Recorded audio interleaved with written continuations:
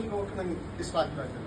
Sir ಹೇಳ್ತಾ ಇದ್ರೆ ಆಯ್ತು ಜೋಶ್ವ, ನಿನಗೆ ಅದಕ್ಕೆ ಇಷ್ಟ ಇಲ್ಲ ಅಂದ್ರೆ ಬಿಡು, ನೀನು ಇಲ್ಲೇ ಇರು, ಇನ್ನೂ 15 ದಿನ ಬೇಕಾದ್ರೆ ನಿನ್ನ ಪಿ ಜಿ ಖರ್ಚು ನಾನೇ ನೋಡ್ಕೊತೀನಿ, ನೀನು ಇಲ್ಲೇ ಇದ್ಬಿಟ್ಟು ನೀನೆಲ್ಲ ಕಲಿ, ಬೇರೆಯವ್ರಿಗೆ ಟೀಚ್ ಮಾಡು ಅಂತ ಹೇಳ್ತಾ ಇದ್ರು.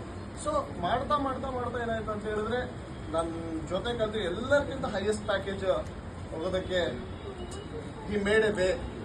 ನೀವು ನಂಬಲ್ಲ, ಸರ್ವೇ ನನ್ನ ಜೊತೆಗೆ ಬಂದು ನನ್ನ ಕಂಪ್ನಿ ಹೊರಗಡೆ ನಿಂತು ನಾನು ಇಂಟರ್ವ್ಯೂ ಮುಗಿಸೋ ತನಕ ಅವ್ರ ಕಾರಲ್ಲಿ ವೇಟ್ ಮಾಡಿದ್ರು.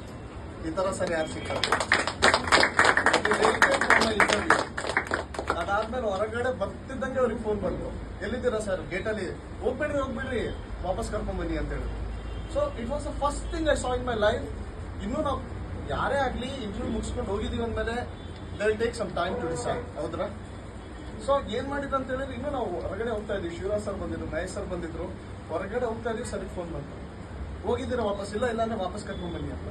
ಸೊ ಅಲ್ಲೇ ಹೇಳಿದ್ರು, ಯು ಆರ್ ಸೆಲೆಕ್ಟೆಡ್, ನಾಳೆಯಿಂದಾನೇ ಕೆಲ್ಸಕ್ಕೆ ಬಂದು. ನಾನು ಹೇಳಿದೆ ನಾಳೆಯಿಂದ ಬರೋಕ್ಕಾಗಲ್ಲ, ನನಗೆ ಸ್ವಲ್ಪ ಟೈಮ್ ಬೇಕು. ಸೊ ಯಾಕಂದ್ರೆ ನಾನು ಟೀಚಿಂಗ್ ಮಾಡ್ತಾ ಇದ್ದೆ, ಅದನ್ನು ಕಂಪ್ಲೀಟ್ ಮಾಡಿಬಿಟ್ಟು ಎಲ್ಲ ಮಾಡಿ ಸರ್ ಜೊತೆ ಇನ್ನೊಂದು ಸ್ವಲ್ಪ ದಿನ ನಾನು ಸ್ಪೆಂಡ್ ಮಾಡಿ ಇನ್ನೊಂದು 10 days ಬಿಟ್ಟು ಜಾಯ್ನ್ ಆಗ್ತೀನಿ ಅಂತ ಹೇಳಿದ್ರೆ, ಅಲ್ಲಿ ಜಾಯ್ನ್ ಆದ್ಮೇಲೆ ಎಲ್ಲ ಡಿಫಿಕಲ್ಟೀಸ್ ಅಲ್ಲಿ ಅವ್ರು ಹೆಲ್ಪ್ ಮಾಡಿದ್ರು. ಬರೀ ಅವ್ರು ಸೇರಿಸಿ ಕೈ ಬಿಡಲಿಲ್ಲ, ಕೆಲಸ ಕೊಡಿಸಿ ಅಷ್ಟೇ ಕೈ ಬಿಡಲಿಲ್ಲ.